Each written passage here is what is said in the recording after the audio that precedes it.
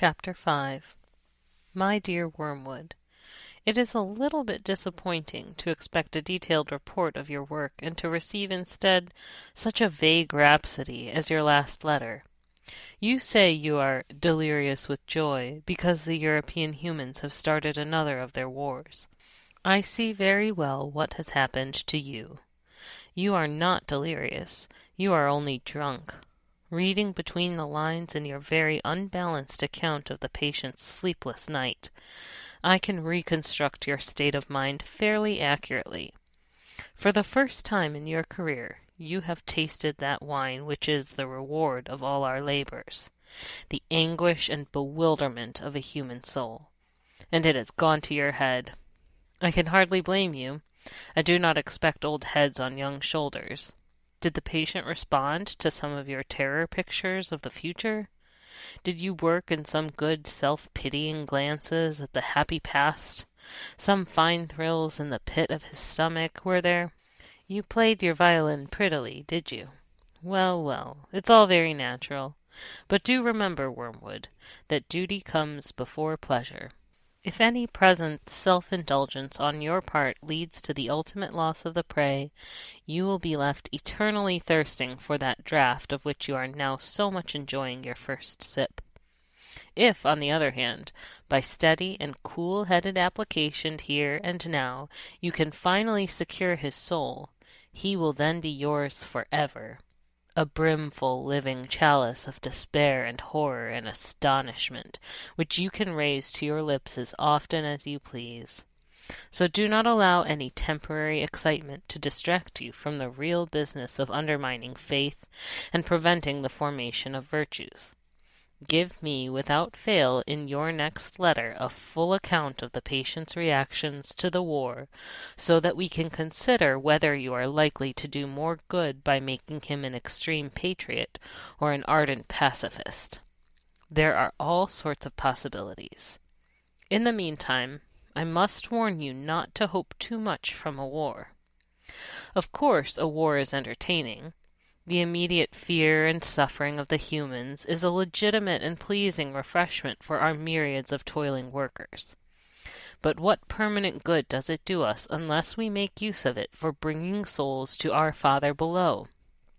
When I see the temporal suffering of humans who finally escape us, I feel as if I had been allowed to taste the first course of a rich banquet and then denied the rest. It is worse than not to have tasted it at all. The enemy, true to his barbarous methods of warfare, allows us to see the short misery of his favorites, only to tantalize and torment us, to mock the incessant hunger which, during this present phase of the great conflict, his blockade is admittedly imposing. Let us therefore think rather how to use than how to enjoy this European war.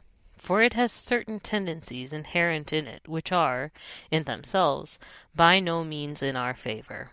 We may hope for a good deal of cruelty and unchastity.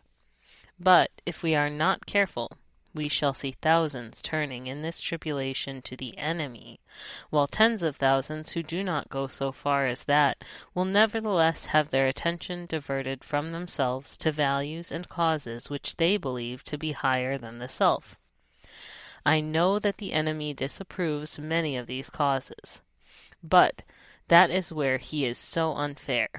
He often makes prizes of humans who have given their lives for causes he thinks bad on the monstrously sophistical ground that the humans thought them good and were following the best they knew.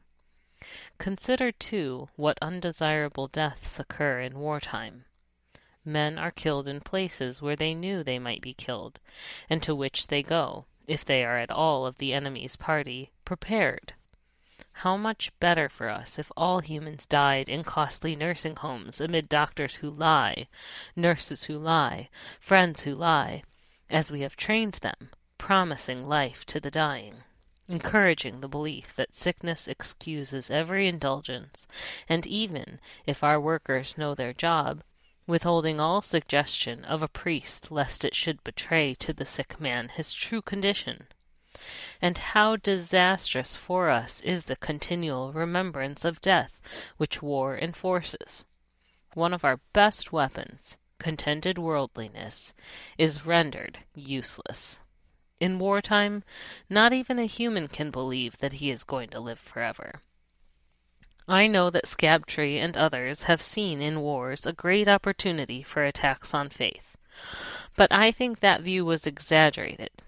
The enemy's human partisans have all been plainly told by him that suffering is an essential part of what he calls redemption, so that a faith which is destroyed by a war or a pestilence cannot really have been worth the trouble of destroying. I am speaking now of diffused suffering over a long period such as the war will produce. Of course, at the precise moment of terror, bereavement, or physical pain, you may catch your man when his reason is temporarily suspended. But even then, if he applies to enemy headquarters, I have found that the post is nearly always defended. Your affectionate uncle, Screwtape.